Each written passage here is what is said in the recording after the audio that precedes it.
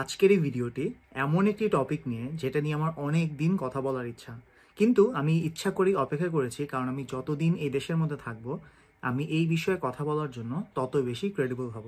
And এই ভিডিওটি topic হলো, ক্যানাডা আসলে কি আপনার সব সমস্যার সলিউশন হয়ে যাবে? Believe me when I say this, মানুষ যেভাবে ক্যানাডা আসে ট্রিট করে অ্যাজ ইফ ক্যানাডার মধ্যে যদি কেউ 2 পাও রাখতে পারেন, টিম হটন্স 1 কাপ কফি খেতে পারে, তাদের লাইফের মনে হয় বিশাল বড় একটা হার্ডল মনে হয় শেষ হয়ে গেল। অ্যান্ড এটার এভিডেন্স হিসেবে the number of people applying for Canada and the number of people যারা ভিজিট ভিসায় ক্যানাডাতে এসে থেকে যাচ্ছে বা জাস্ট ক্যানাডার মধ্যে ঢুকে পলিটিক্যাল অ্যাসাইলাম ক্লেম করে আশা করছে যাতে তারা ক্যানাডা থেকে যেতে পারে, এমন সংখ্যা প্রত্যাশার থেকে অনেক অনেক বেশি। অ্যান্ড আমি ভ্যানকুভারের মধ্যে যখন ঘুরে বেড়াই অ্যান্ড বাঙালিদের সাথে আমার দেখা হয়, ম্যাক্সিমাম মানুষ এমন যারা আইদার ভিজিট ভিসা এসেছে বা ক্যানাডায় ঢুকেছে এবং পলিটিক্যাল অ্যাসাইলাম মারার প্ল্যান করছে।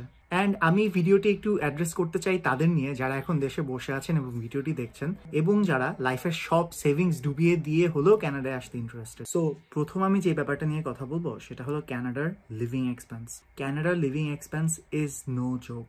একটা মানুষের ফান্ডামেন্টাল নেসেসিটির জন্য কি কি দরকার, ফুড, শেল্টার, ক্লোদিং, এই 3টা জিনিস এই দেশে এত এক্সপেন্সিভ যেটা আপনি বিশ্বাস করতে পারবেন না। সো আপনার যদি আর্থিক সমস্যা থাকে অ্যান্ড আপনি যদি দেশে থাকেন অ্যান্ড আশা করেন যে ক্যানাডা আসলে আপনার সেই আর্থিক সমস্যা দূর হয়ে যাবে, I am sorry to say, এটা অনেক বড় একটা ভুল ধারণা। এবং অনেক এজেন্সি আপনাদের অনেক স্বপ্ন বিক্রি করতে পারে, কিন্তু আমি এখানে এসে যে বাস্তবতাটা দেখছি, আপনি যদি দেশে সেভাবে ফাইন্যান্সিয়ালি সলভেন্ট না থাকেন অ্যান্ড ক্যানাডায় যদি আসেন, আপনার সিচুয়েশন ম্যাজিক্যালি পাল্টে যাবে না। ছোট একটা এক্সাম্পল দিতে, ধরুন আপনার এখন খিদা লেগেছে অ্যান্ড আপনি বাইরে গিয়ে কোথাও কিছু খেতে চান। আপনি কোথাও গিয়ে বসে খেলে মিনিমাম আপনার $10 আপনার পকেট থেকে বের হয়ে যাবে। অ্যান্ড আপনি একটা প্রপার মিলের জন্য আপনার মিনিমাম $20 তো গুনতেই হবে। অ্যান্ড নট টু মেনশন ক্যানাডার হাউজিং মার্কেটের অবস্থা। আপনারা যদি ক্যানাডার ইকোনমি সম্পর্কে একটু হলেও আইডিয়া রাখেন, জানতে পারবেন যে ক্যানাডার হাউজিং মার্কেটের অবস্থা ডেভাস্টেটিং। স্ট্যাটিস্টিক্যালি এমনও বলা আছে যে যারা ক্যানেডিয়ান তারাও নাকি ভবিষ্যতে নিজেদের পার্সোনাল প্রপার্টি ওন করে নিজেদের বাড়ি বিল্ড করার সক্ষমতা রাখবে না। সেখানে আমরা যদি বাইরে থেকে আসি অ্যান্ড ওয়ান্স অ্যাগেন আপনার যদি অ্যাম্বিশন ওইরকম উপরে ওঠার না থাকে, আপনি বেসিক কাজ করে you will probably never be able to buy your own house. And আমি বারবার হাইলি অ্যাম্বিশাস হওয়ার কথাটা যেই কারণে বলছি, আপনার যদি একটা স্পেশালাইজ স্কিল সেট থাকে অ্যান্ড আপনি যদি এই দেশে এসে একটি প্রপার হোয়াইট কলার জব করতে চান, তাহলে definitely somewhere down the line আপনি ফাইন্যান্সিয়ালি সলভেন্ট হবেন এবং আপনি একটা প্রপার লাইফ লিড করতে পারবেন। কিন্তু এই স্পিকিং অফ জব, আপনি যদি স্টুডেন্ট হিসেবে এসে একটি পার্ট টাইম খুঁজতে চান বা আপনি যদি একটি বেসিক জব খুঁজতে চান, ক্যানাডার জব মার্কেটের অবস্থা পুরোপুরি একটা রিসেশনে এবং জব কমপ্লিটলি আনঅ্যাভেলেবল। এই জবস খোঁজার জন্য একটা ফান্ডামেন্টাল রিকোয়ারমেন্ট হলো আপনার একটা রেফারেন্স থাকতে হবে, অর্থাৎ ওই কোম্পানিতে চাকরি করছে এমন কেউ যদি আপনাকে রেফার করে, সেই ক্ষেত্রে আপনি একটা হেডস আপ পাবেন অ্যান্ড আপনার সিভি ওরা অ্যাকসেপ্ট করবে। কিন্তু ওইটাও যদি না থাকে, সিম্পলি অ্যাপ্লাই করে করে জব পাওয়ার চান্সেস কারেন্টলি খুবই খুবই স্লিম। পার্ট টাইমের জন্য যেসব জবের অ্যাভেলেবিলিটি আছে, ফর এক্সাম্পল ডিফারেন্ট গ্রোসারি স্টোরসে বা ফাস্ট ফুড চেইনসে যদি আপনি পার্ট টাইম করতে চান, দেখবেন ম্যাক্সিমাম ওইসব জায়গায় ইন্ডিয়ান কমিউনিটি অনেক বেশি প্রভাবশালী অ্যান্ড তারা অনেক দিন ধরে ওখানে কাজ করছে। অ্যান্ড সিন্স আমি যেটা বললাম যে এই দেশ কমপ্লিটলি রেফারেলের আন্ডারে চলে, ইন্ডিয়ানসরা অন্য ইন্ডিয়ানদের রেফার করে অ্যান্ড ওই ইন্ডিয়ানরা হলো ওই কোম্পানিতে ঢুকে, hence filling out the vacancy. So normally apply করে আপনার অনেক ফাস্ট যদি জব পেতে হয়, it's very very hard and আপনার অনেক লাকি হতে হয়। কিন্তু আমি কিন্তু তা বলছি না যে আপনি কোনো সিচুয়েশনেই জব পাবেন না। অ্যাভারেজে যারা স্টুডেন্ট আছে যখন পার্ট টাইম খোঁজা শুরু করে, তাদের 4 থেকে 5 মাস লাগে একটা পার্ট টাইম জব সিকিউর করতে, যেটা জেনারেলি ক্যানাডা সম্পর্কে অনেক বড় একটা স্টোরি বলে। বাট লেটস জাস্ট সে আপনি তাও জবটা পেলেন, অল গুড, রাইট? হ্যাঁ, ইটস অল গুড। কখন? যখন আপনার ওই 4 থেকে 5 মাস কোনো জব ছাড়া চলার মতো ফাইন্যান্সিয়াল ব্যাকআপ থাকবে। অ্যান্ড ওইটা যদি থাকে, আমি বলবো ডেফিনেটলি টেক দ্য রিস্ক। কিন্তু ওয়ান্স অ্যাগেন আপনি যদি ওই ধরনের মানুষ হন যারা ক্যানাডায় এসে ইমিডিয়েটলি জব করে টাকা আর্ন করা অনেক নেসেসিটি ফাইন্যান্সিয়ালি, আপনারা পুরাপুরি ধরা খাবেন। সো আমি বারবারই চেষ্টা করছি আপনাদের একটা রিয়েল পিকচার পেইন্ট করে বোঝানোর যে ক্যানাডার মধ্যে কি অবস্থা অ্যান্ড কখন আপনি অ্যাকচুয়ালি ডিসাইড করবেন যে আপনি ক্যানাডা আসবেন কি না। সো আমি এখানে বারবারই ক্যানাডার একটা রিয়েল পিকচার পেইন্ট করার চেষ্টা করছি, যেটা অ্যাটলিস্ট আপনাদের ডিসিশন নিতে সাহায্য করবে যে আপনারা কি আপনাদের সব সেভিংসের টাকা খরচ করে জমি টমি বিক্রি করে ক্যানাডা আসবেন কি আসবেন না। নেক্সট হলো ক্যানাডার ড্রাগ ইস্যু। আমি আগেও কয়েকটি ভিডিও বানিয়েছি, অ্যাটলিস্ট শর্টস দিয়েছি, যেখানে আমি কথা বলি যে ক্যানাডার ড্রাগসের সিচুয়েশন বিজার। পাবলিক প্লেসেসের মধ্যে অনেক মানুষ ড্রাগস কনজিউম করে অ্যান্ড ড্রাগস এখানে এতটাই মানুষ নর্মালভাবে দেখে যে কারো কিছু যায় আসে না যে ড্রাগস করছে কি করছেন না। সো আপনি যদি এই দেশে আসেন, প্রিটি শিওর আপনার প্ল্যান আছে যে এই দেশে আপনি আপনার লাইফ নিয়ে সেটেল হবেন। অ্যান্ড ড্রাগসের যে ইস্যুটা, আপনার যদি মোরাল স্ট্রং থাকে আপনি ইজিলি অ্যাভয়েড করতে পারবেন। কিন্তু দেন অ্যাগেন, আপনি যদি কানাডার মধ্যে একটা ফ্যামিলি লাইফ চান অ্যান্ড আপনাদের সন্তানরা যদি এই ড্রাগসের কাছে অনেক অল্প বয়স থেকেই এক্সপোজড হয়, সো এই কথাটা শেষও করা লাগবে না, কারণ আপনারা প্রিটি শিওর বুঝতেই পারছেন যে কী ধরনের সিচুয়েশনের মুখে আপনার সন্তানরা পড়তে পারে। অ্যান্ড ড্রাগসের আরও বড় একটা সাইড এফেক্ট হলো crime rates. Crime rates historically low ছিল এবং অনেক এরিয়ার মধ্যে এখনও আছে যেখানে ক্রাইম রেটস অনেক কম, কিন্তু জেনারেলি এই ড্রাগ ইউসেজ বাড়ার কারণে ক্রাইমের রেটও বেড়েছে।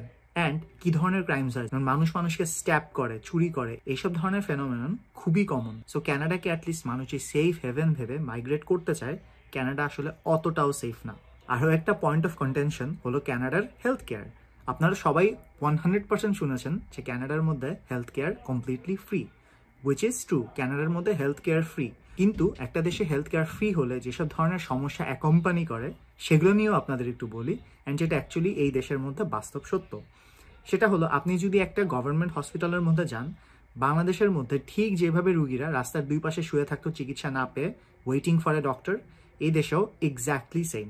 আপনার যদি কোনো ধরনের অ্যাক্সিডেন্ট হয়েও থাকে, আপনার সেটার ভালো মতো চিকিৎসা পেতে অনেক হ্যাসেল নিতে হবে। অ্যান্ড বাই ফ্রি হয়তো আপনার টোটাল মেডিকেল বিল যেটা আসছে সেটার ম্যাক্সিমামই হয়তো আপনার দিতে হবে না, বাট মেডিসিনের কস্ট এসব আপনার নিজেরই ইনকার করতে হবে। সো ওয়ান্স অ্যাগেন, ক্যানাডার যেই রোজি পিকচারটা হয়তো আপনার অলওয়েজ ইম্যাজিন করে এসেছেন, এতটাও রোজি না। এতক্ষণ তো অনেক নেগেটিভ কথা বললাম, এখন আসলে একটু পজিটিভ কথার দিকেও আসি।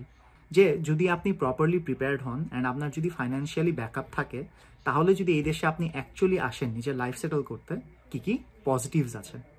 ফার্স্ট অফ অল, এই দেশের মধ্যে ওয়ার্ক লাইফ ব্যালেন্স মানুষের অনেক ভালো।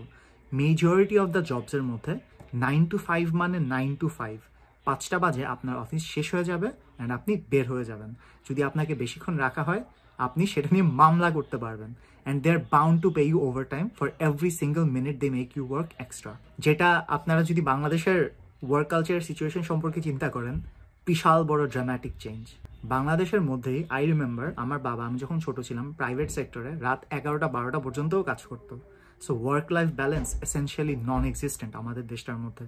কিন্তু আপনি যদি কানাডা আসতে চান, কিছুটা এই আশায় যে আপনার লাইফের ওয়ার্ক লাইফ ব্যালেন্স ভালো হবে, অ্যান্ড আপনি যদি নিজেকে এইভাবে প্রিপেয়ার করতে পারেন এই দেশের জব ফিল্ডের মধ্যে কম্পিট করার জন্য, আপনি ডেফিনেটলি রিওয়ার্ডেড হবেন। অ্যান্ড জব পাওয়া তো একটু লং টার্ম প্ল্যান। লেটস আপনি স্টুডেন্ট হিসেবেই আসতে চাচ্ছেন, আপনি এমন একজন স্টুডেন্ট যে জেনুইন শিক্ষার কিউরিওসিটির জন্য এখানে আসতে চান, আপনি 100% রিওয়ার্ডেড হবেন। কারণ এই দেশের এডুকেশন সিস্টেম অনেক বেশি কম্প্রিহেন্সিভ। এখানে no one sticks to only books. এখানে আপনাকে অ্যাসাইনমেন্ট, প্র্যাকটিক্যাল কাজ, অনেক কিছুর মাধ্যমে আপনি যে সাবজেক্ট নিয়ে ইন্টারেস্টেড, আপনাকে একটা প্রফেশনাল লার্নার বানিয়ে দিবেন। এছাড়া ধরুন আপনি আরেক ক্যাটাগরির মানুষ যারা হলো বাংলাদেশের পলিউশন নিয়ে অনেক ফেড আপ, বাংলাদেশের ধুলাবালি গরম আপনার একদমই সহ্য হয় না, অ্যান্ড আপনি এই দেশের মধ্যে মাইগ্রেট করতে চান, তাহলে হয়তো এই দেশ আপনার জন্য একটু হলেও সেফ হেভেন হতে পারে।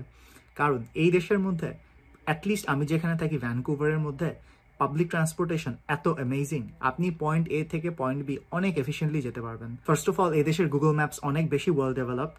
সো আপনি গুগল ম্যাপস দেখেই আপনি যেখান থেকে শুরু করছেন সেখান থেকে আপনার গন্তব্য পর্যন্ত বেশ এফিসিয়েন্টলি পৌঁছাতে পারবেন। কিন্তু অবশ্যই পাবলিক ট্রান্সপোর্টের যে সমস্যা, আপনার একটু টাইম বেশি ওয়েস্ট হয়। অ্যান্ড এই জিনিসটাকে আমি পার্সোনালি অনেক বেশি ইম্পর্টেন্স দিই, কারণ আমার মনে হয় আপনার ডেইলি লাইফের একটা বড় কম্পোনেন্ট হলো আপনি বাসা থেকে বের হয়ে কতটা আরাম পাচ্ছেন। অ্যান্ড এই দিক থেকে আমি 100% বলবো ক্যানাডা অ্যাকচুয়ালি অনেক ভালো। উইন্টার সিজন ডিফারেন্ট হিসাব, কারণ এখানে উইন্টারে অনেক বেশি ঠান্ডা থাকে অ্যান্ড আপনার অ্যাকচুয়ালি অনেক শীতের কাপড় পরে প্রিপারেশন নিয়ে বাসা থেকে বের হতে হবে। বাট স্টিল আমি বলবো জেনারেলি একটা much more pleasant experience. And আমি যখনই এই সেগমেন্টটা রেকর্ড করছি, আমার খালি বারবার ঢাকার গরম, ট্রাফিক জ্যামের কথা মনে পড়ে, and the constant sound of horns. ক্যানাডাকে নিয়ে আমি যতই কমপ্লেন করি, অ্যাটলিস্ট এই জিনিসটা নিয়ে আমি জীবনেও কমপ্লেন করবো না। এই দেশের মতো চলাচল অনেক বেশি আরাম। ফাইনালি যে পয়েন্টটা আমি স্ট্রেস করবো সেটা হলো এই দেশটা খুবই picturesque. Trust me when I say this, আমি এই দেশে পাবলিক ট্রান্সপোর্টেশনে যখন যাই, যাওয়ার সময় আমার উইন্ডো থেকে যেসব সিনারি আমি দেখি, এইসব সিনারি দেখতে আমরা বাংলাদেশের ট্রিপে যেতাম 6-7-8 ঘন্টা জার্নি করে। অ্যাটলিস্ট আপনাদের আমি ভ্যানকুভারের কথা বলি, যে জায়গায় আমি থাকি অ্যান্ড যে জায়গা সম্পর্কে আমি আপনাদের বেস্ট আইডিয়া দিতে পারবো। এই শহরটা ইজ ফিল্ড উইথ মাউন্টেন্স। যেখানে আপনি যাবেন দূর থেকে আপনি পাহাড় দেখতে পারবেন, অ্যান্ড দেখবেন প্রায় সময় পাহাড়ের উপরে বরফ জমে আছে, যেই জিনিসগুলো আপনি লিটারালি রাস্তা দিয়ে হাঁটার সময় এক্সপিরিয়েন্স করতে পারবেন। অ্যান্ড নট অনলি দ্যাট, আমি যখন এই ভিডিওটা রেকর্ড করছি এখন হলো এই দেশের স্প্রিং, অ্যান্ড এই দেশের স্প্রিং যে এত সুন্দর, কোয়াইট লিটারেলি আপনি রাস্তা দিয়ে হাঁটলে দেখবেন জায়গায় জায়গায় সুন্দর সুন্দর ফুল ফুটে আছে অ্যান্ড চেরি ব্লসম ট্রিজ। আমি এদেশে এসে first cherry blossom trees experience করি and my mind is blown. এত সুদিং আপনি যখন রাস্তা দিয়ে হেঁটে যাবেন চেরি ব্লসম ট্রিজের নিচ থেকে, বলার বাইরে। So back to the important topic, ক্যানাডায় আসলে কি আপনার সব সমস্যার সলিউশন হয়ে যাবে? 100% নট। এটাও একটা দেশ। আপনি আপনার দেশে যেরকম ইউনিক চ্যালেঞ্জেস ফেস করে এসেছেন, আপনি এই দেশের মধ্যে আসলেও কিছু unique sets of challenges face করে আসবেন। কিন্তু আমি যে জিনিসটা বারবার স্ট্রেস করতে চাচ্ছি, আপনার যদি ফাইন্যান্সিয়াল ব্যাকআপ না থাকে অ্যান্ড আপনি যদি ভালো মতো প্ল্যান না করেন যে এই দেশে আসার পর আপনি কি করবেন, কিভাবে আগাবেন, ট্রাস্ট মি আপনি বারবার রিগ্রেট করবেন এই দেশে আসা। সো আজকের ভিডিওর ডিসকাশনের পয়েন্ট আসলে এগুলাই ছিল। আমার ভিডিওগুলোর মধ্যে অলওয়েজ আমার গোল থাকে যাতে আপনি ক্যানাডার মধ্যে যদি আসার চিন্তা করে থাকেন, আপনার ডিসিশনগুলো যাতে আরও ওয়েল ইনফর্মড হয় অ্যান্ড এজেন্সি আপনাদের যে রোজি পিকচারগুলো পেইন্ট করে দেখায় সেটা আমি একদম ছুঁড়ে মেরে একদম রিয়েল পিকচার এবং রিয়েল সিনারি আপনাদের বলতে চাই। সো আপনি যদি এই ভিডিও দেখে ডিসকারেজড হয়ে যান, this is the reality, face it. So it's better যে আপনি ডিসকারেজড হয়েও যদি অ্যাকচুয়ালি দেশের রিয়েল চেহারা দেখতে পারেন, সেটা অনেক বেটার হবে কম্পেয়ার টু যদি আপনি এই দেশের মধ্যে আনপ্ল্যানভাবে এসে সব ঝামেলার মধ্যে পড়েন। সো ফাইনালি যদি ভিডিও থেকে কিছু শিখতে পারেন, অবশ্যই ভিডিওর মধ্যে লাইক, শেয়ার এবং কমেন্ট দিবেন। And I will once again be back with another video. ধন্যবাদ।